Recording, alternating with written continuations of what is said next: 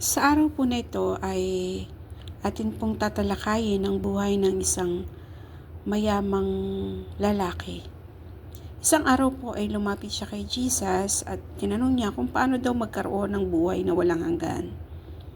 Kaya po sinagot ng Panginoon na kung gusto niya magkaroon ng buhay na walang hanggan, ay dapat niyang sundin ang mga commandments o mga utos. Kaya sinabi nung young man sa Panginoong Hesus ay natupad na daw niya ang lahat ng mga utos. Ano pa ba daw ang kanyang gagawin para magkaroon ng buhay na walang hanggan? Kaya sabi ni Hesus ay isang bagay ang kulang sa iyo. Sabi niya, kailangan ipagbili mo yung mga possessions, mga yaman mo at ibigay mo sa may hirap. At sa gayon ay magkakaroon ka ng kayamanan sa langit. And after that, you come and follow me. O sundaw niya raw ang Panginoong Hesus. Nalungkot yung lalaking mayaman dahil sobrang yaman niya, no? He had many possessions.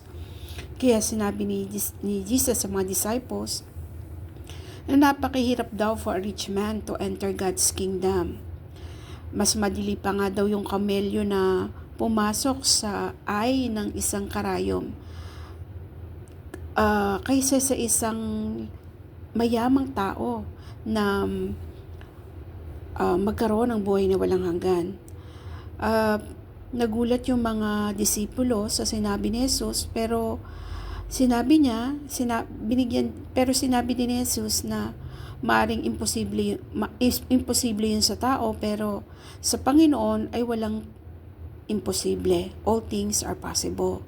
So yun nga, yung mayamang lalaki na hindi niya nakaligtaan niya or hindi niya nakuha yung buhay na walang hanggan because hindi niya kayang i-give up o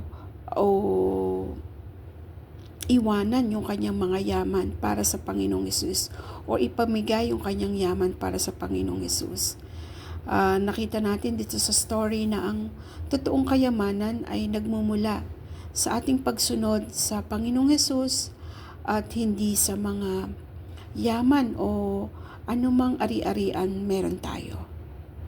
So sana po may natutunan tayo dito sa buhay ng mayamang lalaki.